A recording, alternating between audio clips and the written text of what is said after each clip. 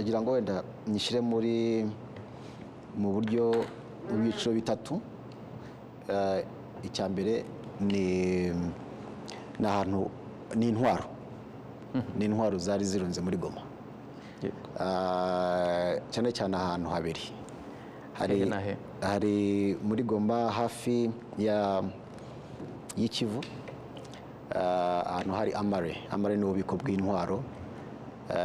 Nahasanze kontineri zirenga 40 z'intwaro zifite ubushobozi bwo kuba harimo miziri nyinshi zifite ubushobozi bwo kuba zarasa mu birometero 40. Iyo uvuze ibirometero 40 uvuye Goma ushobora kurasa muri Nyabihu. Hari intwaro zitwa BM21 Glad ni rocket launchers zifite zagera ku 18 ubwo ziraziba aho bazimountinga babyita k'imodoka zazo aho bazimountinga. Ariko ubwazo mu rockets ubwayo agera ku bihumbi birenga 2. Mu isekonda 20 hashobora bayita salvo of artillery gunfire. Ni ukuvuga ngo ni umuriro w'amamizire, hashobora gusohoka mizire mu rockets agera kuri 40 mu masegonda 20. Ni ukuvuga ngo buri segonda hashobora gusohoka rockets 2. Exactly. Kuko kiba gicira ni salvo, nta mwanya wabona. Ibyo nibyo uvuga byarasa mu karere ka Nyabihu bikanarenga ndetse aho byari birukurikije birigoma aho byari Goma. Hari izo bita 122 RM70 BM launchers. Capacity distance ni imwe. Nabo bafashe ibirenga ubushobozi ni bumwe, ubushobozi ni bumwe na ziriya. Biharasa kugera kuri metero 40 kilometero 40 zirenga. Amahauza D30 igomni uzo zari kuri airport nabashe kubona ebyiri. Ni warabonye muri story n'amahoza abiri hagati y'ibifaru. Ibifaru yo tanks yarane yo ku airport bahafatiye. Amakatusha urebye katusha zari zihari zari zifite ama rockets arenga 1000 nayo kuri hahandi hafi y'Ikivu kuri zimwe za kontineri. Amakatusha kugira ngo wumve ukuntu yazengereje ibihugu bitandukanye ku isi mbere yuko Israel ibona teknoloji ya Iron Dome mu 2011. Katusha zizo zarezengereje zo muri Hezbollah. Bataraza ikoranabuhanga ryo kubimira hakaza ama anti aircraft. So hari cartridges ibirimo amasasu birenga miliyoni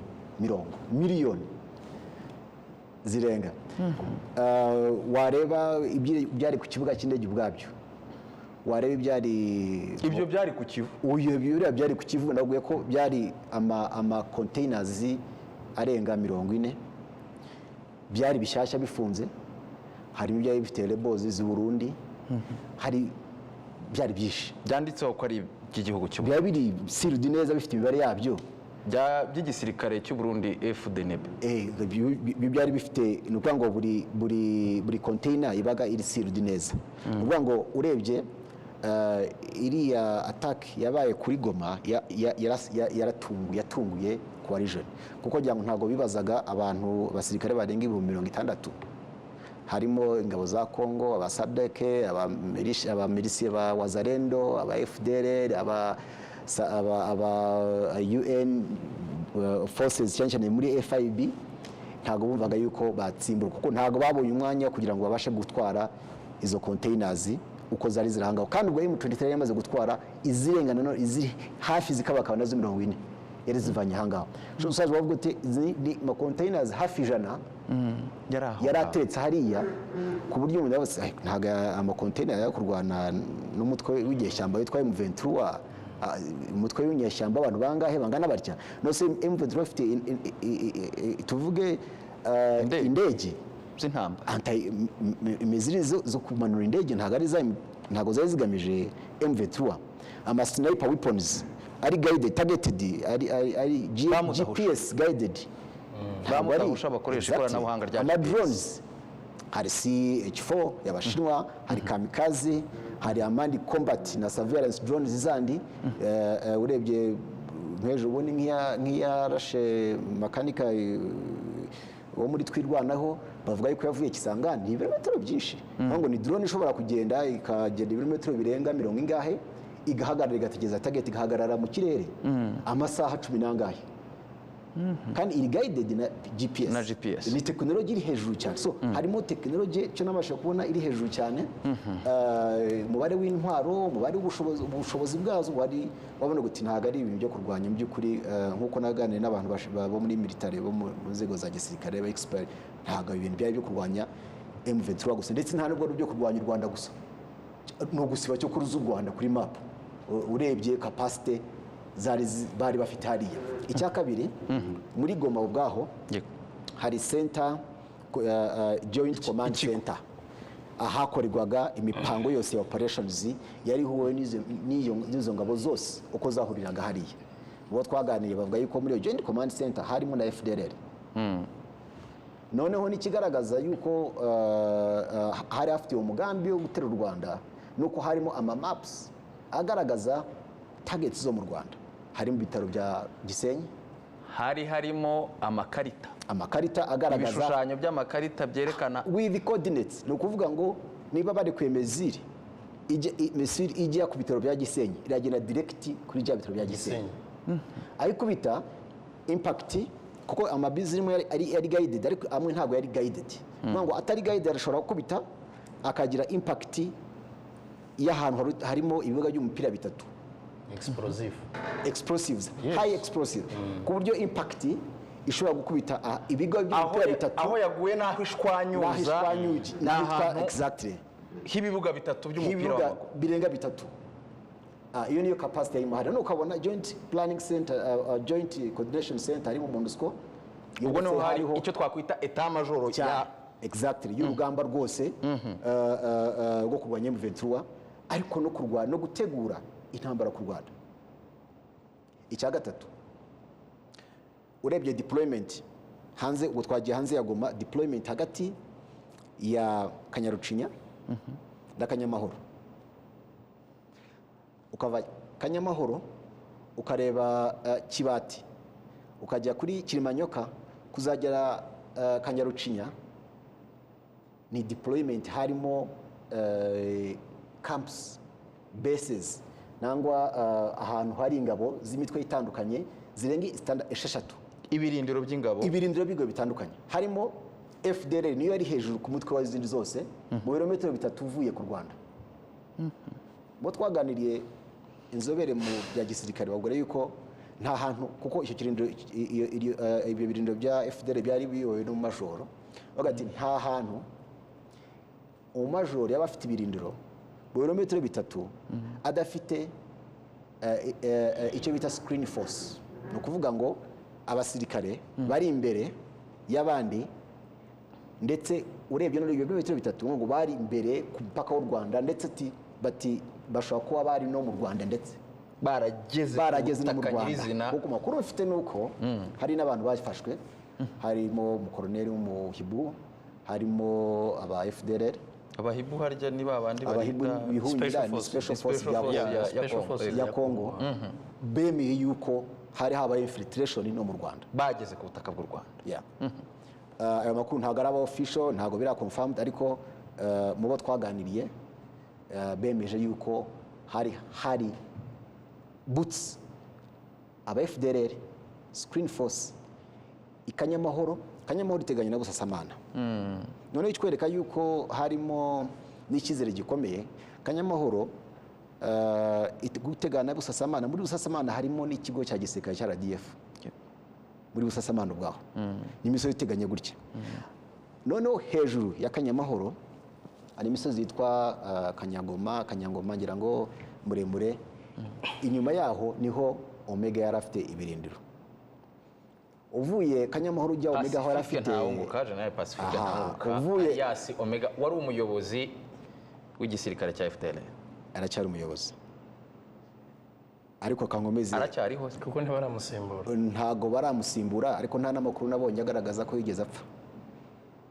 ayo ariko twarayabo naragerageje kubaza narabaje nabuze evidence yuko ashobora kuba yarabaye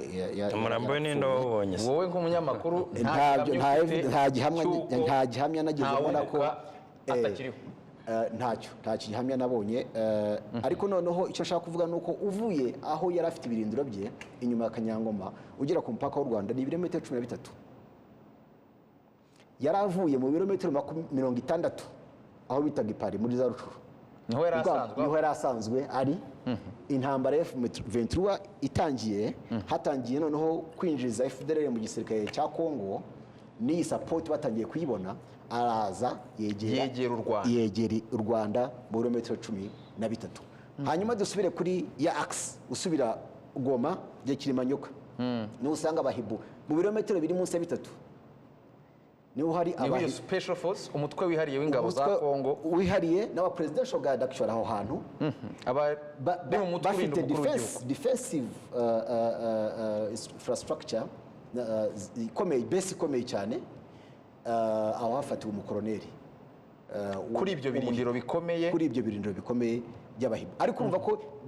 bari collocated na FDLR yari imbere yabo muri distance iri munsi y'ibirometero 3 by'inyuma gatoya subira inyuma gatoya mu birometero biri munsi ya 2 muri Kibati urasanga training wing aho Sadak yigishirizaga yakoresherezaga imyitozo bahita Amagdoni urabizi ko ni ya ntambara Hermagedoni ya nyuma hagati y'ikibi n'icyiza niyo yari imperuka urebye yari ifite n'ibirindiro yari ifitemo n'abasirikare bitaga Satan 2 nabo ba special forces bo muri Kongo noneho hakurya kuri Kanyago barimo bamaze kubaka umuhanda wa supplies utwara ibiryo imbunda mu birindiro bya FDLR mu misozi ya Kanyangoma noneho usubiye inyuma ngo turi kuri access n'ubundi yego muri Kibati style ugasanga MONUSCO ukomeza kuvuga access hari abantu ubwo ni ibyerekezo ubwo ni ibyerekezo hari MONUSCO imwe warenga gatoya ugasanga mercenaries n'abacanshuro bari bafite ibirindiro byabo hakurya yabo ni imisozi ibiri hari icyo bita tuwazantene ahangaho niho abacanshuro bari noneho igisozi wa Kiringo biteganye niho wasanga MONUSCO ya kabiri ubwo tugarukiye ahangaho usubiye inyuma Kanyarucinya usangayo batayo y'abarundi usangayo FARDC zindi mu by'ukuri ugasanga iyi yose ni deployment yari igambiriye kuko ni deployment yarebaga mu Rwanda by'ukuri aho hantu uko deployment ari imeze ntabwo ari ahantu M23 yari nari ntabwo ari icyerekezo cya M23 so ndagira ngo rero nabivuze ko ari ibintu bitatu ngenda narebeyeho ubushobozi